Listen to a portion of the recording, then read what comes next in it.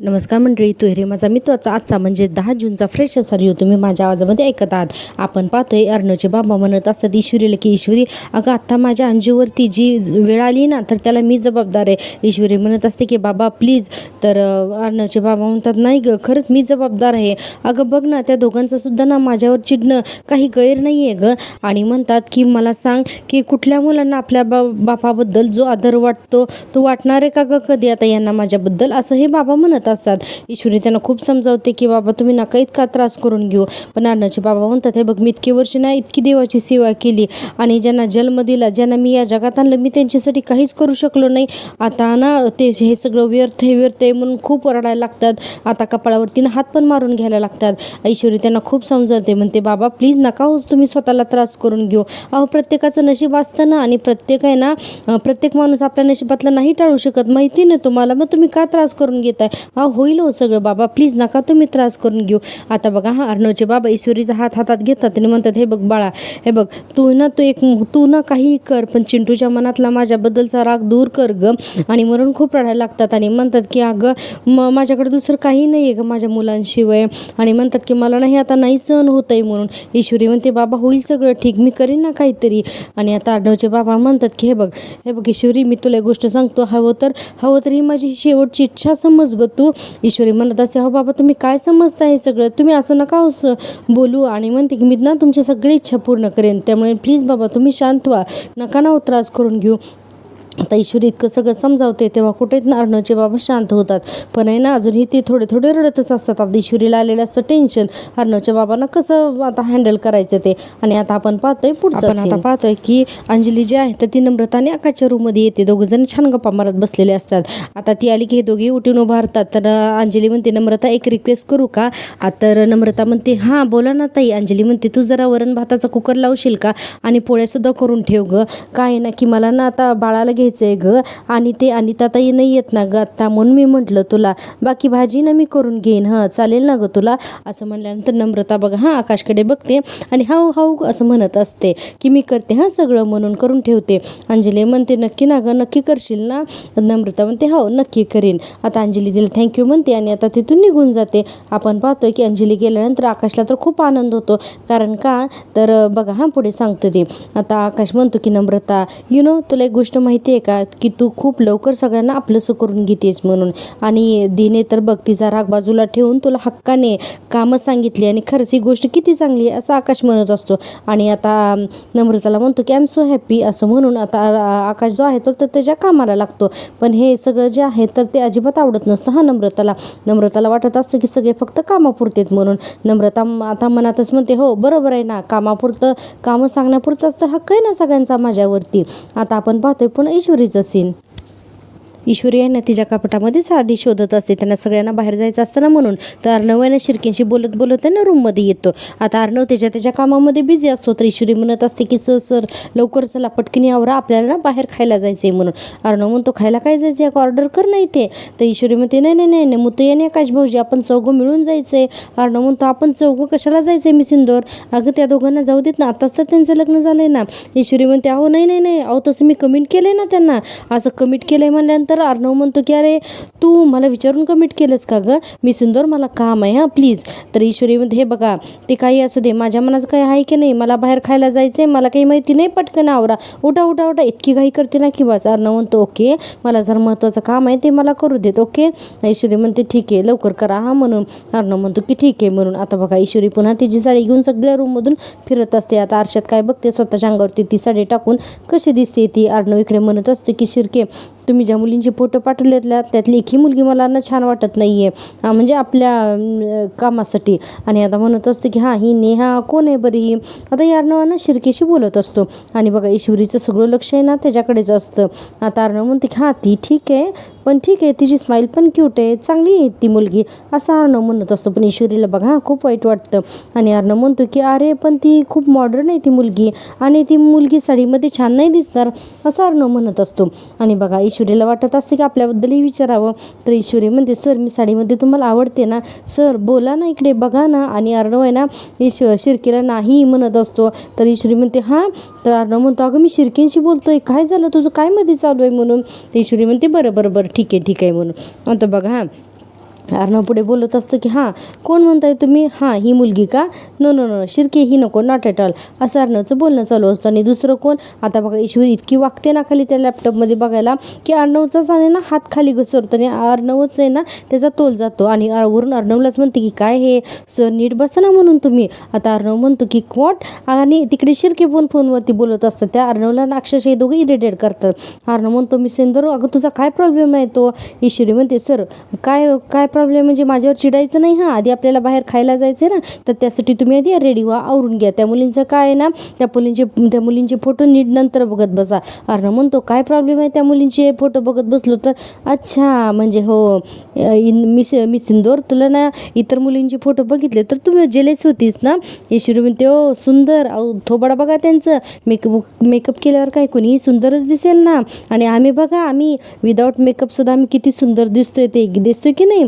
आता अर्णव मुद्दाम तिच्याकडेच बघायला लागतं. तर त्याला म्हणत असते हो म्हणा म्हणून त्याच्या हनुवटीला हात लावून म्हणत असते आणि म्हणते आणि मी जेलेस बिलेस काही होत नाही, हां अहो त्या मुलींसोबत ऑनलाईन स्वयंवरी जरी केलं ना तुम्ही तरी मला काही फरक पडत नाही. बरं ते जाऊ द्या, आधी तुम्ही उठा हो सर, पटकन उठा म्हणून लॅपटॉप बंद करते आणि हाताला धरून उठवते आणि अर्णवला म्हणत असते चला चला चला चेंज करून घ्या. अर्णव म्हणतो अगं चेंजिंग रूम इकडं आहे. तर ईश्वरी काय करते, स्वतःची साडी अर्णवच्या हातात देते आणि त्याला आतमध्ये पाठवून देते, जा पटकन चेंज करून या म्हणून. आणि बघा अर्णव आतमध्ये गेले की तिच्या लक्षात येतं अरे आपण साडी, आणि म्हणते की माझी साडी. अर्णव आता तिला रिटर्न आणून देतो साडी. तर बघा ईश्वरी म्हणते या सर साडी कशाला घेऊन गेलात तुम्ही, कशी दिसेल तुमच्यावर साडी, आणि असं अर्णवलाच म्हणायला लागते. अर्णव म्हणतो जा तू आधी चेंज कर नंतर मी चेंज करतो गो, असं म्हणल्यानंतर ईश्वरी म्हणते सर मी ही साडीमध्ये छान दिसते ना हो, आणि म्हणते पुन्हा हो म्हणा हो म्हणा. अर्णव म्हणते हो बाई हो, आणि आता थँक्यू म्हणून आतमध्ये जाते स्वतःच आवरायला. बापरे आज अर्णव इतकी परेशान करते ना ईश्वरी. आजचा भाग खूप छान आहे, तुम्ही टीव्हीवरती नक्की बघा आणि पुढे तर आणखीन एक इंटरेस्टिंग गोष्ट नक्कीच घडणार आहे. आणि हो प्रेक्षकांनो तुम्हाला जर का मी दिलेला रिव्ह्यू आवडत असेल ना प्लीज माझ्या चॅनलला सबस्क्राईब करा आणि व्हिडिओला लाईकसुद्धा नक्की करा. आता आपण पाहतोय पुढचा भाग, तो म्हणजे अर्णव ईश्वरी आणि नम्रता आणि आकाशी चौघजण सुद्धा ना आता गाडीमध्ये निघालेले असतात. तर एका ठिकाणी ईश्वरी लगेच थांबा थांबा थांबा सर थांबा म्हणून ना अशी एका बाजारामध्ये उतरते गाडीतून. त्या गाडीतून ना नम्रता आणि ईश्वरी उतरते आणि म्हणतात सराफा बाजारच आठवला ना ग. नम्रता तर म्हणते इशू माझ्या तर तोंडालाच पाणी सुटले म्हणून दोघी इतके आनंदित होतात. अर्णव म्हणतो अरे आपण इथे का थांबवलेत, आपण इथे का उतरलेत, एक काम करूयात आपण इथे जवळच आहे ना एक जॅपनीज रेस्टॉरंट आहे, आपण तिथे जाऊया आणि तिथे आहे ना मशरूम खाऊयात म्हणून. आता लगेचच बघा लगेच हा काय म्हणतो, आकाश म्हणतो की हां वाव ठीक आहे आपण जाऊयात हा म्हणून. आता नम्रता आता ईश्वरी म्हणते काय म्हणालात कसले काटे, तर आता अर्णव म्हणतो मात्सुदाके मशरूम. आता बघा मात्सुदा काटे असं नम्रता पण बोलून दाखवते. आता ईश्वरी म्हणते ताई आपण जे आपल्याला गोष्ट उच्चारता येत नाही ना अशा ठिकाणी जाऊन आपण खाऊच नाही म्हणून. आणि आता ईश्वरी म्हणते ओ सर ते तुमचं मात्सू काटे वगैरे आम्हाला काही नको, आम्हाला स्ट्रीट फूडच खायचं आहे म्हणून. आता अर्णव म्हणतो की झालं इंदोरीपणा जागा झाला दिसतो यांचा. ईश्वरी म्हणते हो आम्हाला ते तुमच्यासारख्या चकचकीत आणि गुळगुळीत हॉटेलमध्ये अजिबात यायचं नाही आहे, ठीक आहे. आता बघा ईश्वरी म्हणत असते की स्ट्रीट फूड की ना कुछ बात ही और आहे, काय ग नम्रता. नम्रता जाधव म्हणते हो ना बरोबर आहे म्हणून. आता अर्णव म्हणतो मी काय म्हणतो की आपण नेहमी खातो ना स्ट्रीट फूड, तर आता जाऊन चांगल्या रेस्टॉरंटमध्ये खाऊयात, काय प्रॉब्लेम आहे. आकाश म्हणतो एक मिनिट नेहमी तू आणि स्ट्रीट फूड नेहमी खातोस, अरे हे कधीपासून झालं.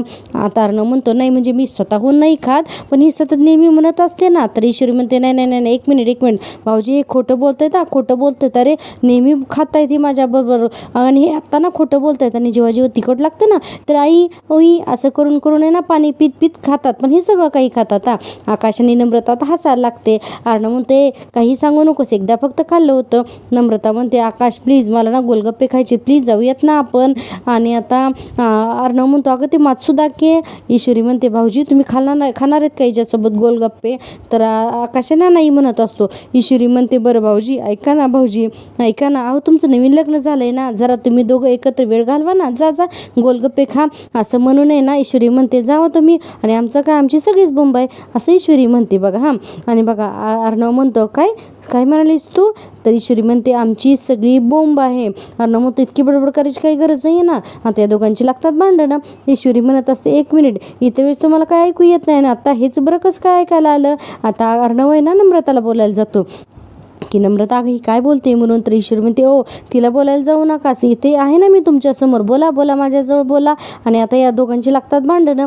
नम्रता काय करते, आकाशला घेऊन जाते ना गोलगप्पे खाण्यासाठी आणि हे दोघे अजून भांडतच बसतात. ईश्वरी म्हणते बघा बघा ते दोघं जण गेले सुद्धा गोलगप्पे खायला आणि आपण इथेच भांडत बसलेत म्हणून. आणि म्हणते सर सर चला ना आपण गोलगप्पे खायला जाऊयात ना. आणि म्हणत असतो मी सुंदर आपण ते मात्सुदा केक खाऊयात ना. तर आता ईश्वरी म्हणते नाही सर मला ना ते ट्विस्टर खायचे. आणि असं म्हटल्यानंतर अर्ण म्हणतो व्हॉट इज ट्विस्टर, हे काय असतंय. ईश्वरी म्हणते अहो सर तुमच्या ते मात्सुदा काटेपेक्षा नाही खूप छान लागतंय. आणि ना हे दोघं जण आता असेच भांडत जातात. हां आता गाड्यावर गेलं. ईश्वरी म्हणते भैया एक ट्विस्टर लगाव मस्त मसालेदार. हां आणि म्हणते सर यानंतर आहे ना मी बढिया अशी ना एकदम तिखी पाणीपुरी खाणार आहे, माझं ठरलंय. आणि म्हणत असते आणि भैया ते थोडासा आहे ना एक्स्ट्रा पेरी पेरी मसाला मार क्या. अर्णव म्हणत असतो की एक्स्ट्रा पेरी पेरी मसाला वगैरे असलं काही नको, इट्स नॉट हेल्दी. अर्णव आता ईश्वरी त्याला वाकडं दाखवते आणि म्हणते की इट्स नॉट हेल्दी म्हणे सर, हे असलं काही नसतं आणि असतं ना सर तुम्ही मध्ये पडूच नका. आणि अर्णव म्हणत असतो मी सिंदूर अगं जरा ते तेल बघ ते तेल कसलं खाणार आहेस ते, अगं तेच ते तेल ते सारखं वापरतात, इट्स नॉट हेल्दी.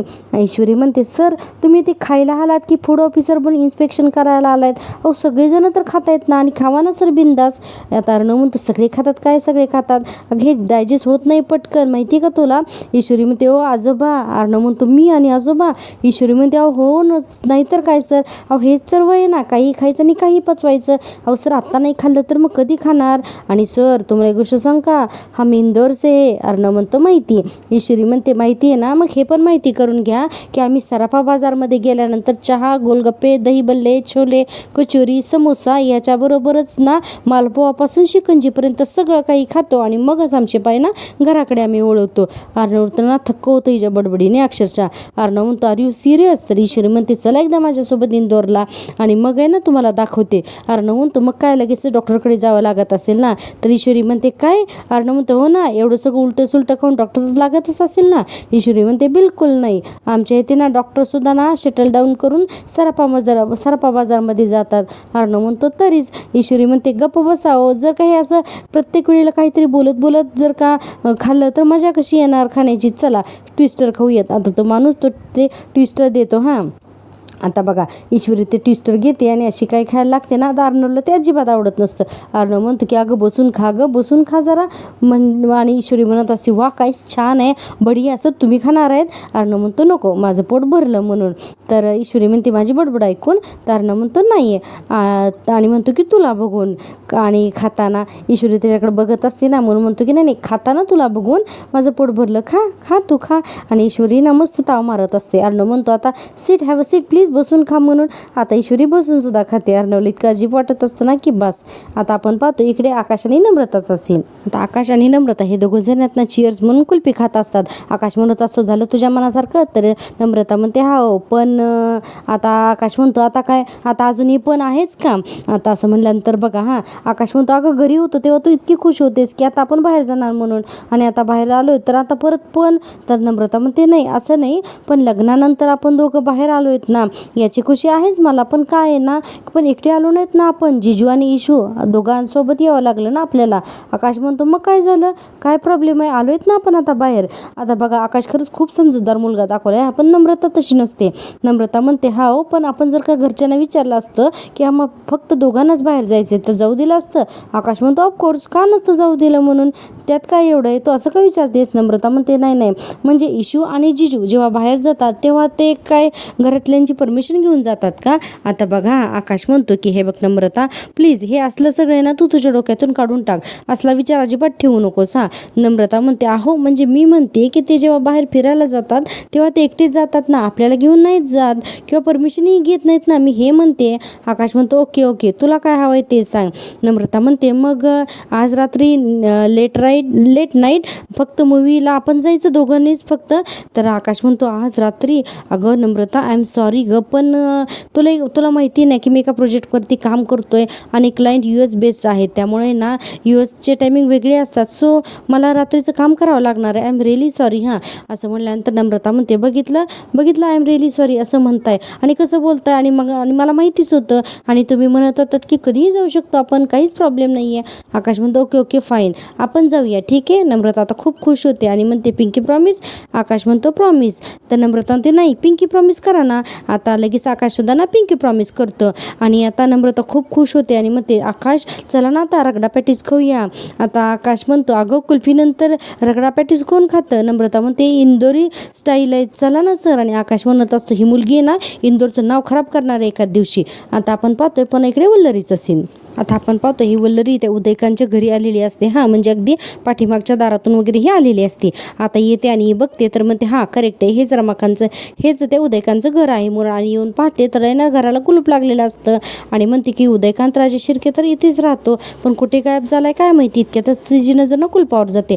आता बघा ही काय करते की म्हणते अरे कुलूप नाही बाई आणि म्हणते की या माणसाचा ना काहीच भरोसा नाही आहे आणि म्हणते की बाहेरून कुलूप लावून कदाचित तो आतमध्ये बसलेला सुद्धा असेल म्हणून म्हणते की मला माझ्याच पद्धतीने हे कुलूप तोडायला हवंय असं वल्लरी म्हणते. आणि आता बघा तिथून एक मोठा दगड घेऊन येते आणि कुलूप आहे ना अक्षरशः ती तोडून टाकते. आपण पाहतो ही आता वल्लरी कुलूप तोडून आतमध्ये घरात जाते. आतमध्ये खूपच अंधार दाखवलाय आणि आतमध्ये गेल्यानंतर ना सतत हाक मारत असते उदयकांत म्हणून, पण घरामध्ये ना कुणीच नसतं. खरंच हा उदयकांत कुठे गायब झाले ना देवच जाणे. आपण पाहतोय की ही वल्लरी एकसारखं उदयकांत अशी हाक मारते. वल्लरी म्हणते पण बरं आहे या घरामध्ये कुणीच नसेल ना तर मला माझी वस्तू तर शोधता येईल असं म्हणून पुन्हा हाक मारायला लागते. कुणी आहे का घरामध्ये तर काही आवाजच येत नसतो, कुठूनही रिप्लायच येत नाही. आता वल्लरी काय करते की घरात आहे ना आजूबाजूला शोधायला लागते आणि म्हणते शी केवढा पसारा येते म्हणून आहे ना आजूबाजूच्या खूप साऱ्या वस्तू आहेत ना उलटून पालटून बघत असते. तिच्या ज्या काही वस्तू आहेत ना तर त्या आहेत का, अर्थात तिला सगळे पुरावे शोधायचे असतात तिथे बघा. हां आता वल्लरी ना खूप ठिकाणी ना शोधायला लागते की तिला जी वस्तू हवी ती मी सापडते का म्हणून, पण तिला काही केल्या कुठेच काहीच सापडत नाही. आणि आता वल्लरी म्हणते मी ना एक काम करते उदयकांतला फोनच करून बघते आणि म्हणते उदयकांत सापडणं खरंच खूप खूप महत्त्वाचं आहे म्हणून ती उदयकांतला आता फोन लावते आणि आता म्हणत असते की अरे उचल आणि आपण पाहतोय उदयकांतचा फोन आहे ना त्याच घरामध्ये असतो आणि तिथेच असतो. आता ही बघते तर हिला वाटतं अरे फोन तर इथेच आहे म्हणून, तर तिथेच आहे ना एका कोणामध्ये ना मोबाईल असतो आणि आता ती बघते तर उदयकांतचा मोबाईल इथेच राहिला असं म्हणून अशी म्हणते अरे हा फोन सुद्धा इथं ठेवून असा कुठे गेलाय. आता आपण सीन पाहतोय तो म्हणजे जेलमधला या राजेशचा. हा राजेश आहे ना असं जेलमध्ये ना असं झोपलेला असतो आणि त्याच जेलमध्ये ना आणखीन 2 कैदी सुद्धा असतात. आता ते 2 कैदी आहेत ना तर याच्याकडे बघून म्हणत असतात काय रे बाई आल्यापासून बघतोय मी बोलती बंद आहे रे तुझी, म्हणजे राजेशला म्हणत असतात. हां आणि म्हणतात की काय रे कुठल्या मॅटरमध्ये आलायस तू आतमध्ये, काही चोरीबिरी करून आलास की काय म्हणून. आणि राजेश त्याच्याकडे ना फक्त रागाने बघत असतो आणि म्हणतो की अरे याने पाकिट मारलंय वाटतं का पोरीची छेड काढलीस तू असं ते दुसऱ्याला म्हणत असतो. काय रे मला तर वाटतं ना की ही दारूच्या केसमध्ये आत आलाय म्हणून. काय रे तुला काय वाटतंय तर तो दुसरा म्हणतो मला तर वाटतं नाही ना पाकिट मारला असेल म्हणून. आणि म्हणतो की ऐकायला येत नाही का रे तुला, उठ का मुकायस तू असा म्हणतो. आणि बघा त्याला म्हणत असतं उठ येत ना. आणि आता राजेश बघा हां फक्त हातवारे करतो आणि म्हणतो हो उठतो म्हणून आहे ना उठून बसतो बघा. हां आता त्या माणसाला वाटते की राजेश किती घाबरतोय मला म्हणून. आता बघा पुढे राजेश कसला खतरनाक दाखवलाय ना. आता राजेश म्हणतो की हो मला ना बोलता येतं हां आणि म्हणतो की मी सांगतो मी काय कारण करून इथे आलोय ते असं म्हणतो. आणि त्याला म्हणतो जरा इथे बसा ना म्हणून. आता त्या माणसाला ना शेजारी बसवतो आणि त्याला म्हणतो कान द्या इकडे. आणि आता त्याचा कान जवळ घेतो आणि असा काही त्याच्या कानाचा लचका तोडतो ना की अक्षरशः त्याचा कानच तोडतो दातांनी चावून आणि पूर्ण रक्तबंबाळ होतो ना त्याचा कान.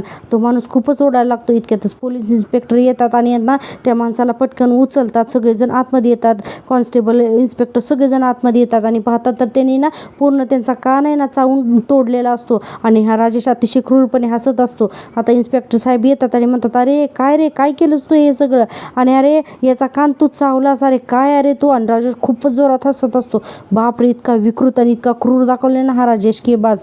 आता तो इन्स्पेक्टर म्हणत असतो की अरे पोलीस कस्टडीत आहेस तू आणि तू त्याचा कान चावतोयस, तुला काही कळतंय का, तुझा ना माजच उतरवायला पाहिजे, तुझा ना असा माज उतरवतो ना आता मी, का केलंस तू हे असं. तर राजेश पुन्हा हसायलाच लागतो. इन्स्पेक्टर म्हणतो अरे तू काही येडाबिडा झालायस का, चला रे ह्या दुसऱ्याला सुद्धा इथून हलव नाही तर तो याला सुद्धा मारेल. म्हणून आता उरलेल्या दुसऱ्या गुंडाला पण ना जेलमधून बाहेर काढतात. इन्स्पेक्टर म्हणत असतो की तू ना असा नाही ऐकणंच, तू ना माझ्या डोक्याला ताप दिलायस ना, तुला ना आता अशा जेलमध्ये टाकतो ना की तुझा माझच उतरवतो. तर राजेश म्हणत असतो नाही नाही साहेब आज मला आत्ता इथे न दुसरीकडे कुठे हलवू नकात. कसं आहे ना की आज काही जण मला भेटायला येणार आहेत. हां, आता इन्स्पेक्टर म्हणतो तुला आणि भेटायला कोणतरी येणार आहे. अरे तुझ्यासारख्या जनावराला कोण येणार आहे इथे भेटायला. आता बघा राजेश म्हणतो की दुसरी जनावरं आणि म्हणतो आली सुद्धा असतील आता भेटायला, बघा सांगा बरं मला जाऊन. आता तो इन्स्पेक्टर म्हणतो तू ना खरंच येडाबिडा झालाय, तुझा ना चांगला माझच उतरवतो मी, कोणी येणार नाही आहे तुला भेटायला. आता राजेश जोरात ओरडतो आणि म्हणतो अरे हाड येणार, मला भेटायला येणार. आणि आता गाणेच म्हणायला लागतो कोणीतरी येणार ग म्हणून. आता इन्स्पेक्टर ना दरवाजा बंद करून बाहेर जातो तरी सुद्धा ना राजेश कोणीतरी येणार ग म्हणून ना गाणेच म्हणत असतो आणि खूपच खुश असतो आणि जेलमधले ना तिथल्या भिंतीच वाजवत असतो. हिरे माझा मित्राचा आजचा हा भाग आहे ना इथे संपतो. आपण उद्याच्या भागात पाहणार आहोत. अर्णव खूपच चिडलेला असतो आणि अर्णव म्हणत असतो की मला कोणाची एवढी हिंमत झाली की माझ्या परमिशन शिवाय बोर्ड ऑफ डिरेक्टरची लगेचच मीटिंग बोलवली कोणी. तर आता ना तिथे मिसेस देशमुखने असं म्हणून ना एक बाई येते आणि म्हणते की तुझ्या बहिणीच्या नवऱ्याने तिचे शेअर्स मला विकलेले आहेत म्हणून. आणि त्याचे डॉक्युमेंट पण अर्णवकडे टाकते आणि म्हणते सात्विक फॅशन कंपनीचे 60% ओनर मी आहे आणि मग आता या कंपनीचे सगळे निर्णय आता माझ्या मर्जीने घेतले जातील म्हणून. आणि अर्णव रागारागाने त्या कागदपत्र फेकून देतो. आता पाहूया आपण आता उद्यापासून आणखी नवीन अर्णव ईश्वरीच्या आयुष्यामध्ये काय इंटरेस्टिंग घडतं ते पाहण्यासाठी ना प्लीज पाहत राहा माझी आवडती सिरियल. आणि हो चॅनलला नक्की लाईक करा, शेअर करा आणि सबस्क्राईब करा. भेटूया उद्याच्या भागात. तोपर्यंत टेक केअर, बाय बाय.